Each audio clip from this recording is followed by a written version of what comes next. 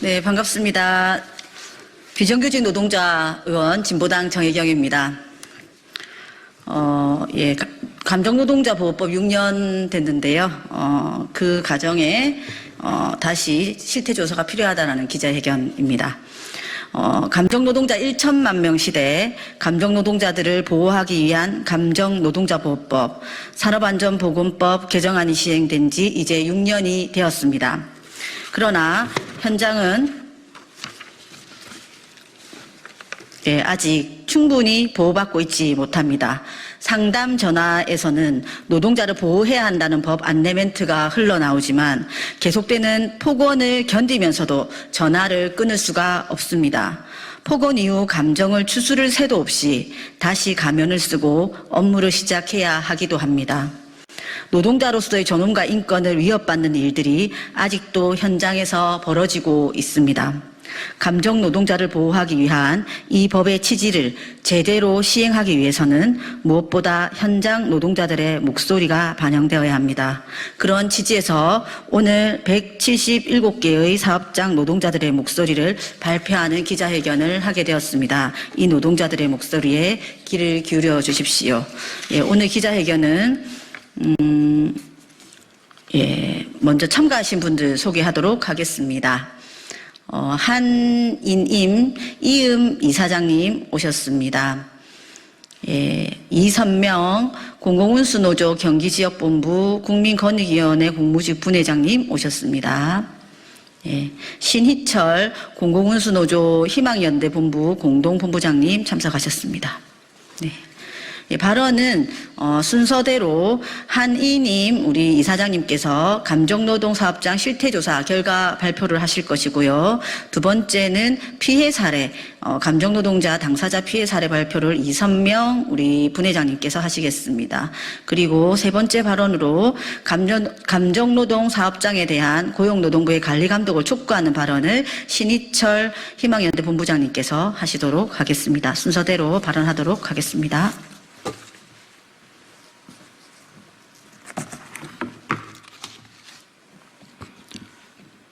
네, 2024년 정기국회 국정감사를 앞두고 감정노동 네트워크에서는 참여 단위 중 노동조합을 대상으로 약 열흘간에 걸쳐서 9월 중순에 보호 규제 작동 수준을 점검했습니다. 이유는 앞서서 사회자분께서도 말씀하셨던 것처럼 2018년 10월부터 적용되기 시작한 감정노동자 보호 규제가 5년이 지나는 시점에서도 아직 제대로 연착륙하지 못했다는 판단을 했기 때문입니다. 피해 노동자에 대한 유급 휴게 및 심리 상담이 진행되지 않아 휴가를 쓴 노동자의 임금을 깎는 등의 행태도 보였습니다. 이에 따라 감정노동 사업장에 대한 고용노동부의 근로감독, 적극적인 근로감독을 촉구하는 바입니다.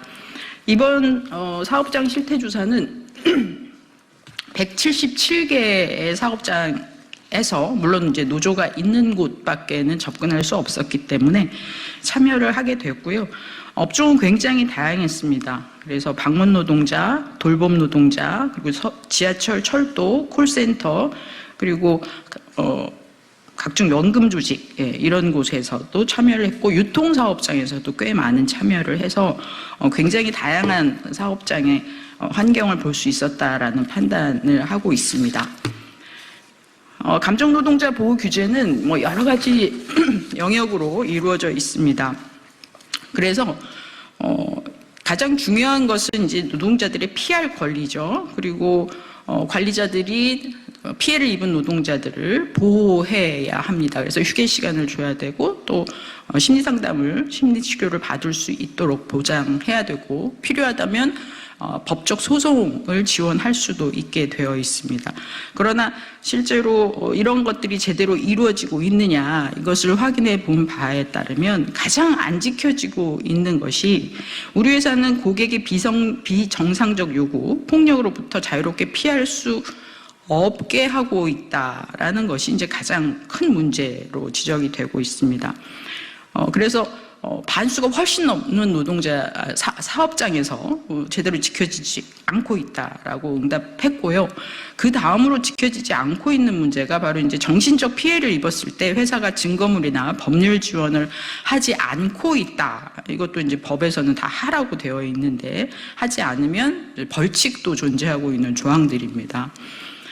제대로 지켜지지 않는 것들이 그뿐만 아니라 예방적 조치로서 음성 안내, 처음 전화가 유입되거나 혹은 사업장에 찾아왔을 때 고객이 볼 수 있고 들을 수 있도록 폭력을 행사하지 말라, 무리한 요구를 하지 말라라는 안내를 해야 되는데 실제로 그런 것도 제대로 지켜지지 않고 있는 것을 볼 수가 있었습니다. 가장 중요한 것 중에 하나는 트라우마를 겪지 않기 위해서는 폭력으로부터 자유로워져야 되겠죠. 그래서 그런 상황이 발생했거나 혹은 할 수도 있는 상황이 발생하면 일단 관리자가 먼저 노동자를 분리시켜야 되고, 만약 관리자가 없다면 노동자 스스로 분리할 수 있는 권리를 가지고 있고, 이것이 제대로 지켜지지 않았을 때에도 역시 벌칙이 존재합니다. 그러나 여러 가지 이유로 예를 들어서 고객이 이상한 행동을 하고 있는데 무조건 사과해라. 이제 뭐 이런. 그래서 결국은 이제 피할 권리, 분리가 될 수 있는 권리 이런 것들이 지금 박탈되고 있는 것이 가장 큰 문제라고 보입니다. 그래서 업무를 대체해 줄 상사나 동료가 없어서 피할 수가 없다. 이제 이런 응답이 가장 많고요. 그리고 고객과의 마찰이 발생하거나 피하는 상황을 회사가 인정하지 않는다. 이런 것들이 또 가장 많은 응답을 보였습니다. 그래서 가장 핵심적인 피할 권리가 현장에서 제대로 구현되고 있지 않다라는 사실을 확인할 수가 있었고요. 결과적으로 법이 만들어지면서 좀 좋아졌다. 이런 응답도 뭐 보통 사업장에서는 20-30%였지만 전혀 좋아지지 않았다. 이런 응답이 훨씬 더 많았다. 그래서 아직도 가야 될 길이 먼데, 문제는 악성 고객의 문제가 아니라 결국은 사업장에서 관리자들이 혹은 사업주의 마인드가 굉장히 중요한데 법을 지키겠다라는 의지가 별로 보이지 않는다라는 것이 큰 문제입니다. 특히 고객 응대 매뉴얼을 만들어서 배포하고 교육하고 이런 내용도 법률에 있는 내용인데요. 그렇다면 이 매뉴얼을 누가 만들 거냐, 노동자 참여권이 있는 거냐, 노동자가 작업 중지를 할 수 있느냐, 이런 것도 실제로 거의 되고 있지 않다라는 확인을 할 수 있었습니다. 그래서 종국적으로는 지난 5년 동안 중대재해 문제도 굉장히 심각하고 더 난제들도 많지만 지금 가장 급격하게 산재 발생 증가율을 보이고 있는 분야가 바로 이제 정신건강 훼손 문제인데요. 가장 빠른, 가장 급격한 증가율을 보이고 있는 산재 영역이 바로 정신건강입니다. 이 노동자 정신건강 훼손의 가장 중요한 영역 중에 하나가 바로 이 감정노동 문제라고 볼 수 있습니다. 그런데 노동부에서는 실제로 전면적이거나 혹은 주요 타겟이 될 수 있는 심각하다고 얘기되는 콜센터 같은 곳에 대한 근로감독이 거의 이루어지고 있지 않은 것이 이제 문제라고 보입니다. 뒤에서 말씀드리겠지만 노동부의 적극적인 감독이 필요한 시점이라고 생각합니다. 이상입니다.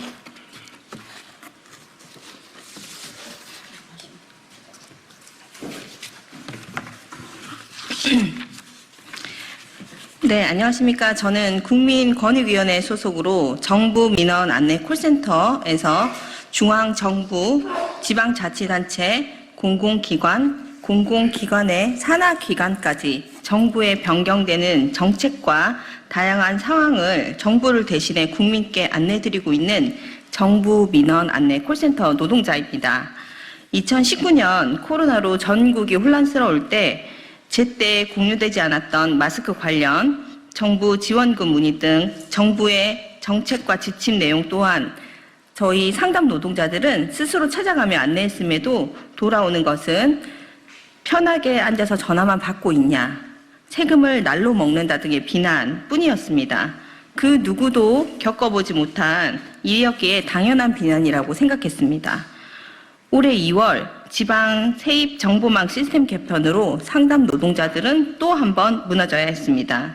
보안이 취약하다는 이유로 차세대라는 이름을 붙여 1,900억 원이라는 어마어마한 세금을 들여 개편했지만 이름이 무색할 만큼 보안은 취약해 다른 사람의 정보가 조회되는 것은 물론 납부해야 되는 세액이 맞지 않게 부과되거나 납부한 세액조차 확인되지 않는 등 수많은 오류들이 발생되었고 8개월이 지난 지금도 여전히 그 수많은 오류들은 계속되고 있습니다. 그 불편함은 오롯이 사이트를 이용하는 국민들의 몫이며 상담사들은 국민들의 욕받이로 전락하여 상담 노동자들은 국민들에게 신뢰를 잃고 있습니다. 지방세 관련 문의가 1년에 정부 민원 안내 콜센터에 평균 25만 건 문의가 있는데 비해 24년 2월 20일 동안 26만 건의 문의가 있었습니다. 옆에 동료가 우울증 진단을 받고 또 다른 동료는 성대 결절로 인해 목소리가 변했으며 대부분의 동료들은 불안과 소화불량, 두통은 만성이 되어 퇴근 후 잠들어도 악몽에 시달리다 결국 퇴사를 결심하고 떠나는 동료들도 보았습니다. 정부 민원 안내 콜센터 상담사들은 상담사 퇴사자는 정년 퇴임자를 포함해서 1년에 한두 명 정도이나 8개월이 지난 지금 몇 년을 함께 동고동락했던 저의 옆에 저는 7명의 동료를 잃었습니다. 10여 년 전 상담사 보호 방안을 그 어느 기관보다 먼저 시행했던 정부 민원 안내 콜센터는 아직도 그 자리에 머물러 전 국민을 대상으로 하는 상담의 차단과 거절은 용납할 수 없다고 합니다. 정부 민원 안내 콜센터 상담 노동자들은 중앙행정기관의 소속이라는 이유만으로 생활임금조차 적용받지 못하고 그저 최저시급이 올라야지만 급여가 오르는 최저임금 노동자이기도 합니다. 최저임금법 부칙 제2조 2항에 따라 식비 전액이 최저임금에 산입되어 있어 입사 5년 미만 노동자들은 식비를 제외하면 최저임금보다도 적은 금액을 받는 상담 노동자입니다. 그러나 소속기관인 국민권익위원회는 상담 노동자에 대한 대책 마련은커녕 매년 예산은 기획재정부, 시스템 오류는 행정안전부 등 다른 부처 핑계를 대며 제대로 된 항의조차 못하고 있습니다. 비난과 비하 발언에도 본인의 업무에 최선을 다하기 위해 하루하루 버텨내고 있는 상담 노동자들에게 국민권익위원회는 예산이 부족하다, 위원회라 권고밖에 할 수 없다라는 변명만 하고 있습니다. 저번 달 정부 민원 안내 콜센터 상담사들은 정부 지침에 따라 운영했던 재택근무자들이 4년 반 만에 10월 15일부터 복귀를 시작했습니다. 범정부 AI 기반 통합 콜센터 서비스 구축으로 더는 미룰 수가 없기 때문입니다. 허나 국민권익위원회는 업무 환경 개선에 코로나 전에도 근무했던 환경이 달라질 이유가 없다라며 업무 환경 개선에 대한 아무런 대책도 없이 다시 열악한 환경 조건으로 상담 노동자를 몰아넣고 있습니다. 의자를 조금이라도 빼면 다닐 수 없는 의자 사이의 간격과 화장실도 부족해 쉬는 시간에는 아래 위층으로 화장실을 찾아 헤매기도 합니다.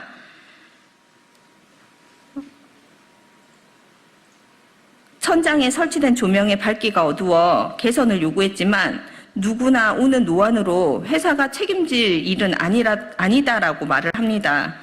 그래서 상담 노동자들은 스스로 눈을 보호하기 위해 휴대용 LED 전등을 구입해 사용하는 동료도 있습니다.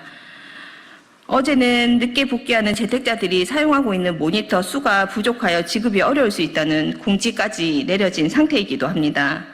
국민권익위원회는 이런 핑계와 회피보다는 빠른 대책과 마련에 책임 있는 자세를 보여줘야 할 때이며 적극적인 태도로 상담 노동자들의 업무 환경 개선과 임금에도 관심을 가져주어야 할 때입니다. 감사합니다.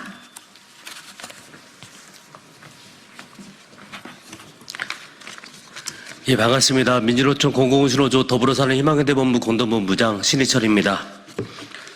감정노동 사업장에 대한 고용노동부의 근로감독을 촉구합니다. 민주노총 공공신호조는 지난 6월 공공기관과 민간기업 콜센터에서 일하는 상담노동자 792명을 대상으로 감정노동자보호법이 제대로 이행되고 있는지 조사한 결과를 발표하고 고용노동부에 실태조사를 촉구한 바 있습니다. 고객이 성희롱 시 전화를 끊을 수 있느냐는 질문에 처음부터 끊을 수 있다는 응답이 27.6% 뿐이었습니다. 매뉴얼이 없거나 있는지 잘 모른다는 응답자가 36.1%에 달했습니다. 매뉴얼 관련한 교육 자체가 없거나 교육받은 지 1년 이상 지났다고 응답한 이들이 67.2%에 달했습니다. 비단 콜센터만의 사례가 아닙니다. 감정노동자보호법이 시행된 지 6년이 지난 최근 노동인권단체 직장갑질 119가 진행한 설문조사 결과 응답자 10명 중 7명이 사업주는 감정노동자 보호를 위해 적극적인 의지를 보이고 있지 않다고 답변했습니다.